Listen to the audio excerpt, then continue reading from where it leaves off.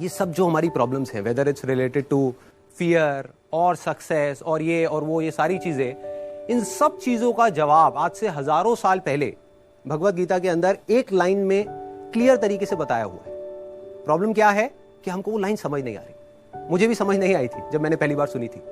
वो लाइन क्या है आप सबको पता होगा कि कर्म किए जा, फल की इच्छा मत कर।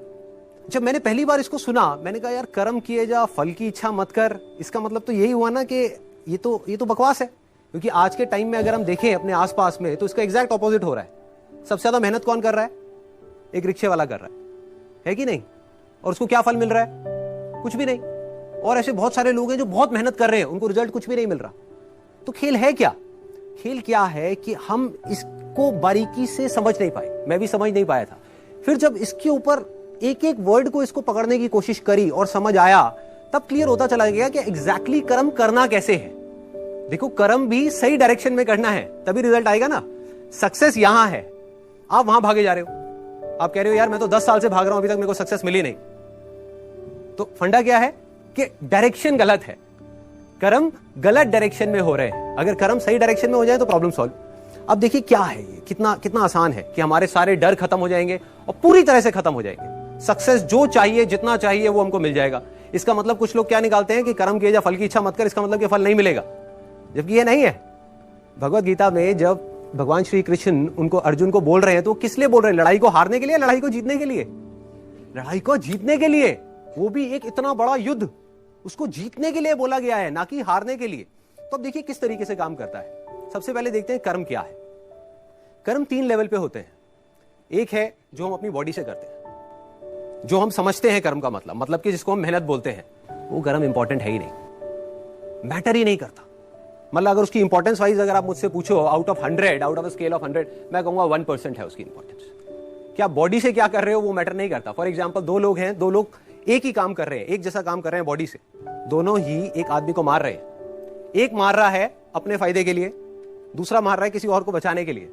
तो बॉडी के लेवल पे दोनों सेम कर्म कर रहे हैं, लेकिन माइंड के लेवल पे अलग अलग कर रहे हैं। तो दूसरा कर्म का जो स्तर है वो है जो हम बोलते हैं। तीसरा है जो हम सोचते हैं। असली खेल यहां है। जो आदमी सही सोच नहीं सकता, क्या वो सही बोल सकता है? इम्पॉसिबल। जो सही बोल नहीं सकता वो सही करेगा क्या? तो सारे जो कर्मों की बात हो रही है वो यहां हो रही है। और वो कर्म क्या है? सोच के लेवल पे। और जिसकी सोच सही डायरेक्शन में हो गई, उसकी लाइफ सही डायरेक्शन में जानी, उसको तो फल मिलना ही मिलना है।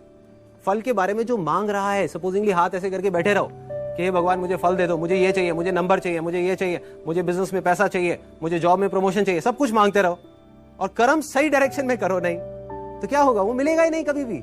दूसरी तरफ से कुछ मत मांगो, लेकिन कर्म सही डायरेक्शन में करते चले जाओ, तो उतना मिलेगा जितना हम सब में से कोई सपने में भी नहीं सोच सकता।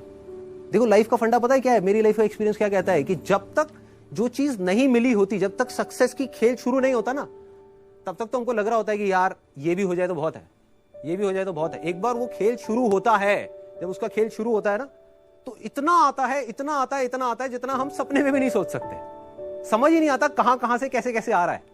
बस कर्म सही डायरेक्शन में होने चाहिए। अब वो सही डायरेक्शन में कैसे होंगे? अगर मैं बुद्धि की स्तर की बात करूं, जो उसमें महाभारत में समझाया गया है, 2 जगह है जहां पे आप अपने माइंड को लगा सकते हो। अपनी बुद्धि को हम 2 जगह पे लगा सकते हैं। सारा खेल माइंड का है। सबसे पहले तो हाथ पैरों के कर्मों से ऊपर उठना है हमको, कि हाथ पैरों से आप कुछ भी करते रहो, रियल लाइफ में उठा करके देख लो, वो मैटर नहीं करता। जो बोलते हो वो उससे ज्यादा मैटर करता है, लेकिन वो भी इतना मैटर नहीं करता।